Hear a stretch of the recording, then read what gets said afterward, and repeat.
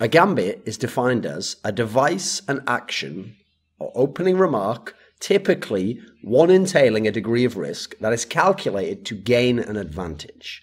So if you want to take a risk calculated to gain an advantage for you in terms of skins, in terms of Skrilla, then navigate the pools and bets at esports pools. Now, Zeus is the Greek god associated with the lightning bolt, the thunder. And you can strike victorious, just like lightning and thunder, out of a stormy sky of betting activity. Ensure the moment is seized. Now, Zeus has rejoined Na'Vi along with Seized, but Zeus is the main story here. So to break this down, should he have left Gambit? Well, one of the main reasons he did, and it's quite a compelling reason actually, is that the Gambit players apparently, without consulting him, wanted to kick out the coach of Gambit, a Ukrainian guy called Kane. Now, this is someone who has a history in esports people probably don't really understand. Like, he was the coach of Flipside previously. He was the coach when they managed to beat NIP in the decider game at ESL 1 Cologne 2016, make top 8 at the Major, which qualified them for the next Major, the E-League Major. He was Zeus's in-game leader back in the Pro 100 days in 2005, 2006. That's back when Zeus himself wasn't an in-game leader. So Zeus has a strong connection with him. He's been working with him like as a tandem duo since he's joined Gambit. So he has a guy there who's doing some of the cerebral stuff while Zeus does the in-game leading. And in rejoining Na'Vi, this allows Kane to join Na'Vi as the coach, which is also happening. And therefore, Zeus stays with his friend, with someone he considers a partner in terms of the game. Because Zeus actually made the point on Twitter that he considers a coach a significant component in CS now. It's not just about the in-game leader and the players. So that's one reason to leave. I can understand the personal connection there and going forwards in terms of being able to get the most done from your work. But beyond that, if we're realistic and we look at the state of Gambit, Gambit was a team where, aside from the Major, they had some massive ups and downs, some really disappointing moments and some positive moments. They were god-awful online. They weren't even in EPL or ECS. They were losing every single game seemingly online. They were terrible when they would play in the lower levels of those online leagues. They didn't even play qualifiers because they knew they weren't going to do anything at them. Their LAN play even was up and down. So yeah, early in the year, they were top 8 all the time. They failed completely at Star Series and DreamHack Summer. Star Series, they were very woeful, didn't get out of the Swiss system. DreamHack Summer, they lost the best of 3 to Fnatic. They had some good finishes. So CS Summit, they had a decent finish, finishing second behind SK, but there weren't really good teams there. That was NIP's first event, I think, with Draken, Cloud9, Team Liquid Optic. A lot of those teams were a mess at the time. You had DreamHack Austin, which they won. Now, that was mainly a good tier 2 teams, but they did beat G2. They did beat Immortals. These are quality teams. Then you come to the Major. They win the Major, by far a bigger performance than anything they'd done in that description there. The problem is the way they won the Major, a lot of things happened and came together at the same time and had to come together at the same time for them to win. That's just unreasonable that multiple things of these would repeat, and definitely not at the same time. So, for example, Mo, who famously actually often is underwhelming against Tier 1, had a couple of insane maps, a few in the final, but especially the first opening map of the semi-final against Astralis, where he had like 33 kills. It's just unrealistic to expect him to do that more often, because this guy's like 25 years old, and he's already had many, many chances at Tier 1. Then you go to Dossier, even had a couple of huge maps, and he's a player where the statistics tell you he just doesn't get many frags at these big tournaments now. So you got something out of even, in theory, the lowest fragging non-in-game leader member of the team. Zeus himself had the big third deciding map against Astralis. He's also statistically not been a very strong player during his time in Gambit. Adrenaline and Hobbit were reliable. You can rely upon them, but that's about all that you could expect to replicate from Gambit's Major run. So it's unrealistic to expect it would happen again. Then you've got to consider that it wasn't even just Gambit's performance. The field massively helped them out. So even though they won the Major, they didn't have to play big best-of-3 series against anyone good except one team. They played against Astralis in the semi-finals, a potential champion. They didn't play against a FaZe or a G2 or even play in Virtus Pro in the final. They just managed to get a run against Fnatic. Okay, all right, team, some dangerous components, beat them. They beat Astralis, yes, massive props. But in the final, they played Immortals, a team that might not even have qualified for the Major. They were close to not qualifying in that God-sent game at the qualifier. So not only did the field help Gambit with their side of the bracket, it then helped with the other side, because Immortals winning out the lower bracket gave you one of the weakest teams in the lower bracket making it to the final, making the final easier to win. So realistically, you look at where Gambit are, with the good and the bad, you draw a line through it, they were realistically like currently, you know, maybe a 5th to 6th level team in the world. And that is while a lot of the other teams are in disarray. While we wait for Na'Vi, North, Virtus.pro, NIP, Fnatic, we wait for all these teams to get their shit together. And if any of them get their shit together, that bumps Gambit down a few spots. So they couldn't have maintained the form of the major. That was a one-off, an incredible one-off, but a one-off nonetheless. And crucially, they needed some firepower. They needed some roster moves. And it seems like as a team, they didn't really want to do that.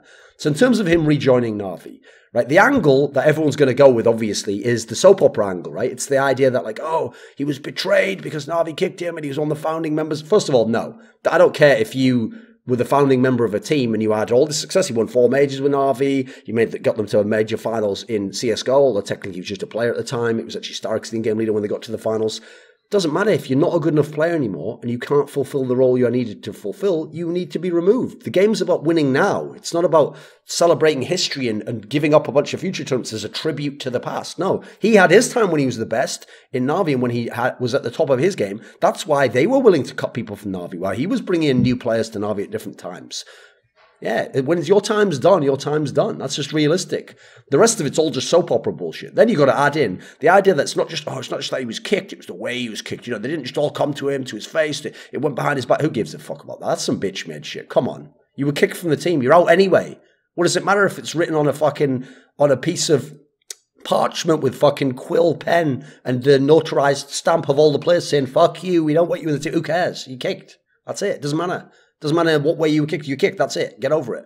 So he was kicked justifiably at the time. He was, at the time, not the in-game leader. Starks was the in-game leader, remember? So he was just a bad support player.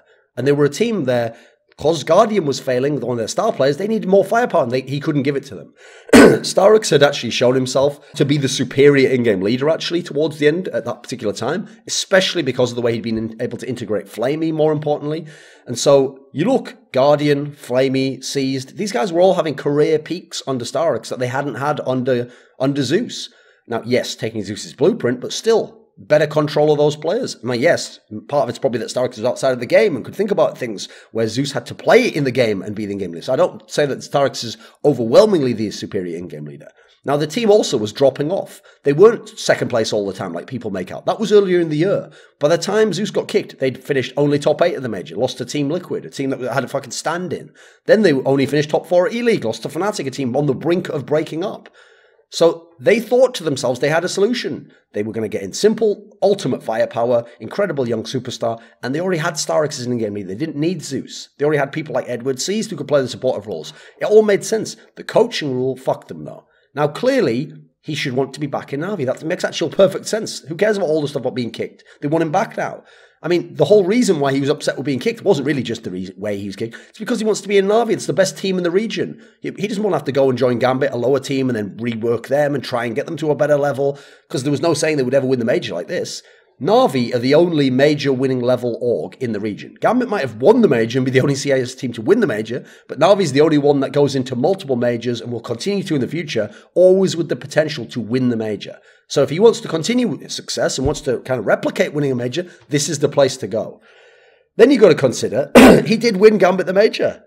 That is well above and beyond the Call of Duty, the level of expectation, what they should need from him. He did them a massive favour in what he's done there. He put Gambit on the map completely, took them from being a joke team, like an okay upset team, to winning a fucking major. That's about all you can ask from a guy. And I think it's reasonable for him now to leave, probably get them a buyout into Gambit, get some money there, and go back to Na'Vi and try and be a world championship level team there. He now has the chance also in Na'Vi, again, to win more majors and even to do it back-to-back and with a different lineup, all these legendary accomplishments you can add in.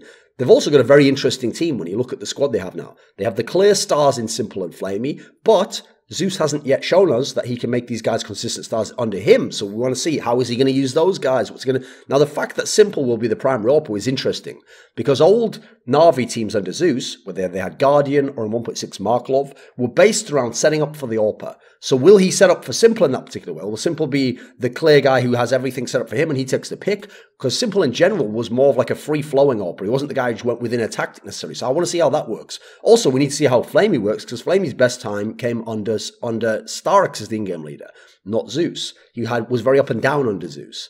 You've got a strong supportive element in Edward and Seized. The problem is, because Zeus isn't going to be giving you massive fragging, in contrast to, for example, if they'd got an Angel like they were trying to from Hellraisers, now we have to ask, I think one of those two players has to be more of a fragger, has to be more like the third star. Now, the obvious one to me would be Seized, because he was able to do that in the old lineup that they had with Zeus, but before they had Simple.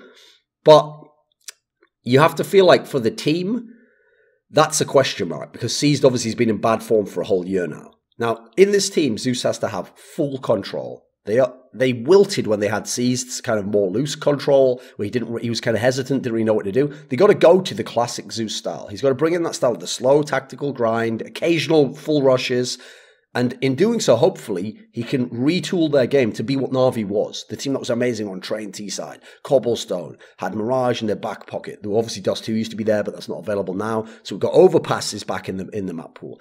These are strong maps. If they can be good on these maps, they can go right immediately head-to-head with all the top teams in the world. I think this is a potential major winning championship team. This is a fantastic squad. I think Zeus leaving Gambit's the right move. I think this is the right move for Na'Vi, obviously. I also think the Angel lineup and Electronic lineup would have been very interesting, but they obviously couldn't do those deals. Now, Seized is someone I wanted to touch on at the end, because he's obviously more of a question mark. I did my video about him when he was kicked. Yes, there are a lot of supportive elements in this team, so I don't really know that he can just be a pure support. He probably has to be more of a fragger, which he's certainly capable of in terms of his career earlier on, but he's had poor form for almost a year. He hasn't played any of these roles for almost a year. Now, the issue here, obviously, is they could have had Zeus, and maybe they could have had Electronic as well, but they couldn't because of the contract issues. Same reason they couldn't get Angel from Hellraisers. So, as a final note, I just want to say, in terms of teams like Hellraisers, like Flipside, they'll tell you in interviews, oh, we love our players, oh, they're our friends, they're our brothers. You obviously don't love those players, because this is an opportunity that you cannot provide for them, where it would be much better for their careers, be much better for them individually as players. It would allow them to earn more money, more prize money, more salary, and do greater things for their careers. And if you actually love them, you'd let them go, but you don't. You love what they can do for you. You are actually selfish in your love. It's no altruism whatsoever within this equation. Just want to say that, because there's so much bullshit you hear by all these coaches, managers, and owners, etc.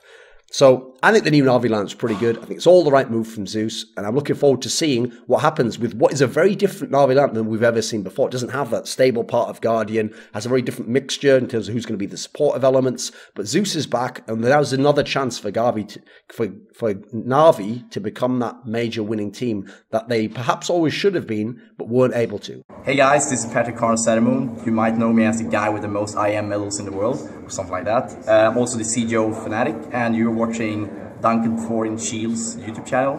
Yeah, pleasure being here. Salut, c'est Shox de G2.